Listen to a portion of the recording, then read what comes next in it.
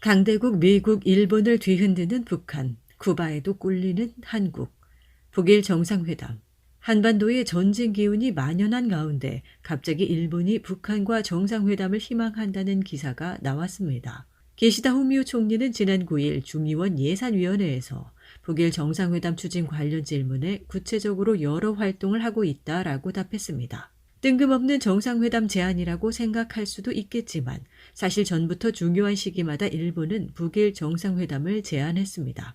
기시다 총리는 2022년 9월 19일 유엔 총회 기조연설에서 전제 조건 없이 북한을 만날 준비가 돼 있다라고 밝혔습니다. 당시 윤석열 대통령이 남북관계에 관해 이런 반구하지 않은 것과 대비되어 눈길을 끌었습니다. 또 2023년 5월 27일 일본인 납북자 귀국을 촉구하는 집회에서도 기시다 총리는 김정은 국무위원장과의 북일 정상회담을 조기에 실현하기 위해 북한과 고위급 협의를 하기 원한다라고 하였습니다. 윤 대통령이 보여주기식 남북 정상회담은 하지 않겠다고 거듭 강조하는 것과는 사뭇 다른 모습입니다. 그런데 재미있는 것은 일본의 대화 제안을 무시하던 북한이 지난해부터 개인적인 견해 조건부라는 단서를 달긴 하지만 호응을 한다는 것입니다. 2023년 5월 29일 박상길 북한 외무성 부상은 북일 두 나라가 서로 만나지 못할 이유가 없다라는 담화를 발표했습니다. 이번에도 김여정 노동당 중앙위 부부장은 일본이 정치적 결단을 내린다면 두 나라가 얼마든지 새로운 미래를 함께 열어나갈 수 있다라고 15일 담화를 발표하였습니다. 일본 정부 대변인인 하야시 요시마사 관방장관은 16일 김여정 부부장의 담화에 관해 유의하고 있다. 다양한 경로를 통해 끊임없이 노력하고 있다라고 밝혔습니다. 북미 남북 간의 대화가 완전히 차단되었고 전쟁 직전까지 와 있지만 북일 관계는 뭔가 다른 점이 포착됩니다. 지난 1월 5일 김정은 국무위원장은 일본 이사카와 현에서 발생한 지진 피해에 관해 기시다 총리에게 위로 전문을 보냈습니다. 그리고 일본이 어느 때인가부터 북한의 미사일 발사에 대해서 비난 성명을 발표하지 않고 있습니다. 이처럼 일본이 북일 정상회담에 매우 적극적인데 이걸 독자적으로 추진하고 있을까요? 그렇게 보기는 어려울 것 같습니다. 원래 일본은 미국을 떠나서는 존재하기 힘든 나라입니다. 과거의 전례를 보더라도 일본의 군사 외교 정책은 미국의 하부 임무를 수행하는 체계입니다. 대북 정책은 동북아시아뿐만 아니라 세계 전략에서도 중요한 부분을 차지하는데 이것을 일본이 독자적으로 추진한다는 것은 상상하기 힘듭니다. 따라서 지금의 상황은 미국의 지시 의도 아래 추진되고 있다고 생각하는 것이 합리적일 것입니다. 일본의 행보에 관해 미국 관계자들의 지지 발언도 나왔습니다. 정박 미 국무부 동아태 부차관보 겸 대북특별부대표는 15일 기자간담회에서 우리는 북한의 모든 외교 노력을 지지한다. 우리는 일본을 매우 강력하게 지지한다라며 일본의 북일 정상회담 노력을 지지했습니다. 같은 날 미라 랩 후퍼 백악관 국가안보회의 동아시아 오세아니아 담당 선임 보좌관도 한 포럼에서 미국뿐 아니라 동맹들이 북한과 외교적 관여를 하는 건 지지할 만한 일이라고 했습니다. 또 20일 사브리나 싱 미 국방부 부대변인 역시 우리는 북한에 대한 외교 활동을 지지한다라고 하였습니다. 같은 날 매슈 밀러 국무부 대변인은 북한을 향해 북일 관계 개선의 전제 조건이 매우 크다고 생각한다라고 하여 북한이 전제 조건 없이 일본과 대화에 나서야 한다는 뜻을 밝히기도 했습니다. 사실 일본이 정부 공식 성명 같은 걸 발표한 것도 아니고 의회 문답 형식으로 북일 정상회담의 뜻을 내비쳤을 뿐인데 미국 정부 관계자들이 너도나도 한마디씩 거들며 격려하는 걸 보면 미국이 북일 정상회담에 상당한 관심이 있음을 짐작해 합니다. 미국의 의도. 그럼 일본의 북일 정상회담을 추진하도록 하는 미국의 의도는 무엇일까요? 신냉전 시대가 되면서 북중러의 성장과는 반대로 미국은 힘이 빠지고 있습니다. 미국은 이제 북중러를 이기기는 힘들고 북중러의 힘이 세지는 걸 어떻게든 차단이라도 해야 하는 상황입니다. 중국을 겨냥해 쿼드, 오커스, 인도태평양 경제 프레임워크, 반도체 동맹 치퍼 같은 것을 우후죽순 만들던 게 이런 일환이었습니다. 그런데 북중러의 군사적 경제적 성장이 매우 빨라 동맹국들과 북중러를 분리하기가 힘들어졌습니다. 그래서 전쟁을 통한 극단적인 방법으로 북중러를 고립하고 악마화하는 것이 현재 미국의 세계 전략입니다. 이런 전략에 따라 우크라이나 전쟁이 일어났습니다. 러시아와 거래를 끊으라는 미국의 압박에 저항하던 유럽 나라들도 전쟁이 터지니 어쩔 수 없이 대러 제재에 동참하였습니다. 중국과 대만 사이에 전쟁이 일어날 것이라는 경고가 계속 나오는 것도 중국 고립 악마화를 위한 움직임으로 보입니다. 한반도에서 윤석열 정권을 통해 국지전 정도를 일으켜서 북한을 고립 악마화하려는 것이 미국의 한반도 전략인 것으로 보아야 합니다.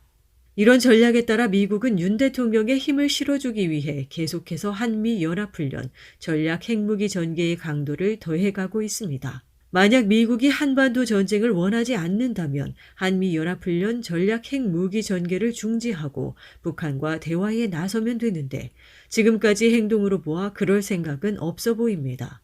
그런데 한반도 전쟁이 발발하면 북한은 미국 본토를 핵미사일로 공격하겠다고 합니다. 미국의 고민은 여기에 있지 않을까 생각됩니다. 북한을 고립 악마화하기 위해서는 한반도 전쟁이 필요한데 자칫 잘못하면 미국 본토가 전쟁에 휘말릴 수 있습니다. 이것을 피할 방법이 있을까요? 쉽게 생각해 볼 수 있는 방법은 한반도 전쟁이 발발해도 미국은 개입하지 않을 것이라는 의사를 북한에 정확하게 전달하고 믿을 수 있게 하는 것입니다. 만약 이렇게만 할 수 있으면 한반도 전쟁이 발발해도 미국 본토로 핵미사일이 날아오는 최악의 상황은 피할 수 있을 것입니다. 이런 이유인지는 모르겠지만 미국은 북한에 끊임없이 대화를 요청하고 있습니다. 지난 20일 켈리 맥케이그 미 국방부 전쟁포로 실종자 확인국 국장은 한국 기자들에게 향후 중국의 북한과의 유해 발굴 협력 재개 기회를 모색하는 데 협조할 것을 요청할 계획이라고 밝혔습니다. 미군 유해 발굴 문제는 2018년 싱가포르 북미 정상회담에서 합의하였고 실제로 진행이 되었지만 북미 관계가 악화하면서 중단되었습니다. 정말 유해 발굴을 재개하고 싶으면 중국의 중재를 요청할 게 아니라 미국이 북미 정상회담 정신으로 복귀하면 될 일입니다. 아마도 북한과 대화를 하고 싶은데 창구가 없으니 그럴듯한 명분을 만든 모양입니다. 맥케이그 국장은 북한은 미국과 유해 발굴 문제는 물론이고 인도적 지원, 의료, 농업 협력 등 모든 사안에 대해 어떤 연락에도 응답하지 않고 있다라며 답답해하기도 했습니다. 실제로 지난 몇 년 동안 북한은 미국의 대화 요청에 일절 호응하지 않고 있습니다. 그래서 미국은 고심 끝에 적절한 통로로 일본을 선택하지 않았을까 하는 생각이 듭니다. 북일 정상회담이 성사되고 북일 관계가 개선되는 방향으로 가면 한반도에서 전쟁이 나도 북일 간에는 전쟁하지 않는 상황을 만들 수 있고 그러면 미국 본토도 핵미사일의 위험에서 벗어날 수 있겠다는 계산 아니겠는가 하는 것입니다. 다른 의도도 생각해 볼 수 있습니다. 미국은 한반도 전쟁이 어려우면 대만 전쟁이라도 일어나기를 바라고 있을 것입니다. 그런데 많은 전문가가 지적하듯 대만 전쟁과 한반도 전쟁은 하나로 이어져 있습니다.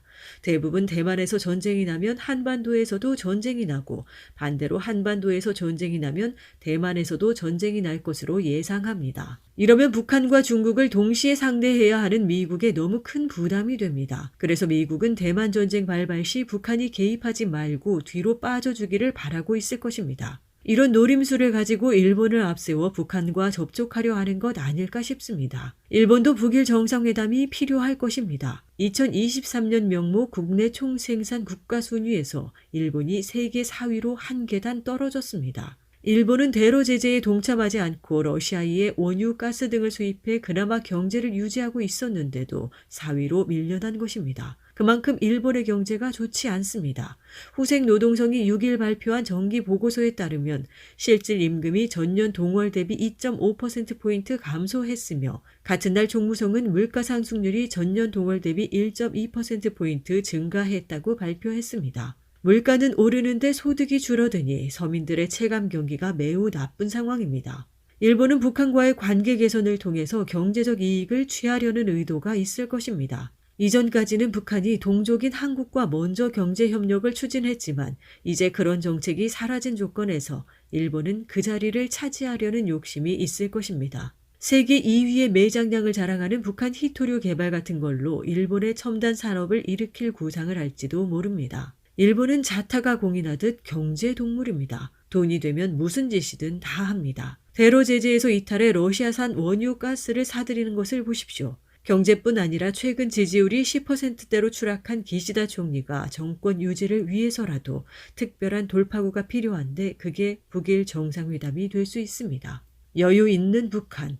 북일 정상회담을 둘러싼 정황을 보면 일본이 회담에 목매는 것과 달리 북한은 여유가 있어 보입니다. 일단 북한은 북일 정상회담을 먼저 언급한 적이 없습니다. 모두 일본이 말을 꺼내면 거기에 한 번씩 반응해주는 수준입니다. 대응하는 자세를 봐도 일본이 굽히고 들어오면 회담 정도는 해줄 수 있다는 식으로 고압적입니다. 박상길 부상 담화를 보면 선행한 정권들의 방식을 가지고 실현 불가능한 욕망을 해결해 보려고 시도해 보는 것이라면 그것은 오산이고 괜한 시간 낭비로 될 것이라며 정책 전환 없이는 대화도 없다는 태도를 보였습니다. 대화하고 싶으면 먼저 굽히고 들어오라며 전제 조건을 밝힌 것입니다.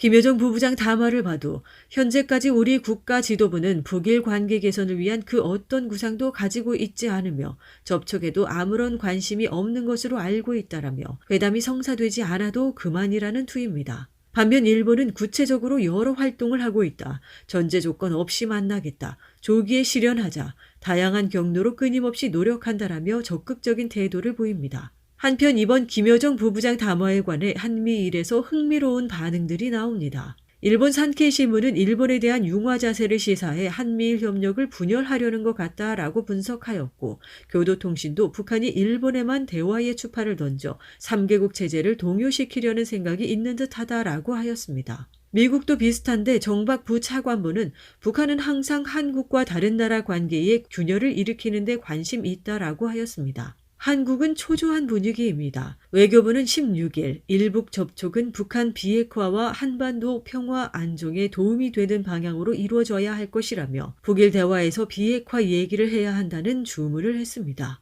조태열 외교부 장관은 22일 가미카와 요코 일본 외무상을 만나 일북 관계에 대해서도 한일이 계속 긴밀히 소통해 나가자라며 북일 관계 발전으로 한국이 소외되는 것을 경계했습니다. 홍민통일연구원 선임 연구위원은 한국 흔들기 의도라고 경계했습니다. 이처럼 김여정 부부장 담화에 한미일 3국에서 매우 긴장되고 예민한 반응들이 나오고 있습니다. 미국 정부는 북일 대화를 지지한다고 했지만 전문가란 사람들은 북한이 한미일의 굳건한 단합을 깨려는 의도라고 경계합니다. 윤석열 정부는 북한 비핵화를 조건으로 내걸면서 대화를 깨고 싶다는 심사를 내비쳤습니다. 왠지 김여정 부부장 담화가 한미일 내부에 혼란을 조성하고 두통거리로 되는 것 같습니다. 그런데 정말 북한이 한미일의 단결을 깨려는 의도라고 생각한다면 미국과 일본이 회담 추진을 중지하면 될 것인데 그럴 생각은 또 없어 보입니다. 그것은 북한이 미국 본토를 핵미사일로 공격하고 일본에도 핵미사일을 날릴 것이라는 위기감 때문으로 보입니다. 한반도 전쟁이 가까울수록 미국과 일본의 최대 관심사는 본토 방어입니다. 이것은 한미일 협력보다 더 중요한 문제입니다. 미국, 일본의 본토 방어를 위해 윤석열 지원이야 헌신짝처럼 벌일 수도 있을 것입니다. 일본이 먼저 북일 정상회담을 제안하고 그 이후에 전개되는 과정, 이번 김여정 부부장 담화의 말투, 그에 대한 미국, 일본 정부의 입장과 이에 상반되는 전문가들의 주장, 한국 정부의 반응을 놓고 보면 북한은 매우 공격적이고 한미일은 방어적으로 보입니다. 북일 정상회담에 관해 한미일은 단일한 입장으로 정리를 하지 못한 것 같고 미국, 일본 정부가 내부적으로 회담에 관한 충분한 확신을 두고 있을까 하는 의문도 드는 상황입니다. 작은 나라인 북한이 전면 핵전쟁과 북일 정상회담이란 두 가지 지렛대를 가지고 강대국이라는 미국, 일본 그리고 한국까지 소나기에 쥐고서 가지고 노는 것 같은 느낌마저 듭니다. 2018년 남북 북미 정상회담을 통해 핵무장의 정당성을 다 얻어가 버리고 심지어 핵무기 개발 과정에서 관계가 틀어질 대로 틀어졌던 중국, 러시아, 베트남 등과 일거의 관계를 정상화하고 밀착해낸 북한의 핵과 결합한 외교술이 떠오릅니다. 거꾸로 한국이 밀착해가는 북중러 관계에 대응해 러시아나 중국에 무슨 외교술을 써서 삼국 관계에 혼란을 주고 두통거리를 안겨준다. 이것을 우리는 상상이나 할 수 있을까요? 얼마 전 한국이 쿠바와 수교했다고 정부와 언론이 떠들썩했습니다. 그런데 이상하게도 한 쿠바 수교와 관련한 사진 한 장도 보지 못했습니다. 어떻게 두 나라가 수십 년 만에 수교했는데 사진 한 장이 없을 수 있는지 의문입니다. 보통 양국 고위 외교관들이 악수를 하든 양손을 번쩍 치켜들고 만세를 외치든 손뼉을 치든 정부 문서를 교환하든 그런 장면을 찍은 기념사진을 남기는 게 상식 아닌가요? 또 쿠바 외교부 홈페이지에 들어가면 한국과 수교를 했다는 단 2줄짜리 무미건조한 성명이 공개되어 있을 뿐 아무런 설명도 없습니다. 쿠바 언론들도 단신 처리를 하며 비중 있게 보도하지 않아 쿠바 국민은 한국과의 수교 사실조차 모른다고 합니다. 호들갑을 떠는 한국의 분위기와 정반대입니다. 외신들도 한국 외교부가 수교 사실을 공개했다는 식으로 보도할 뿐이어서 정말 수교한 게 맞는지, 나아가 무슨 국제 사기극을 벌이는 건 아닌지 의심스러울 지경입니다. 아마도 쿠바는 마지못해 수교했고 사진 촬영조차 거부한 게 아닐까 생각됩니다. 수교는 했지만 왠지 한국이 쿠바에도 꿀린 것 같은 느낌입니다. 혹은 윤 대통령이 내세울 게 없으니 뭔가 쿠바에 퍼주고 수교를 사온 것 아닌가 싶기도 합니다. 나라 경제도 어렵고 국가 재정도 엉망인데 국정조사라도 필요해 보입니다.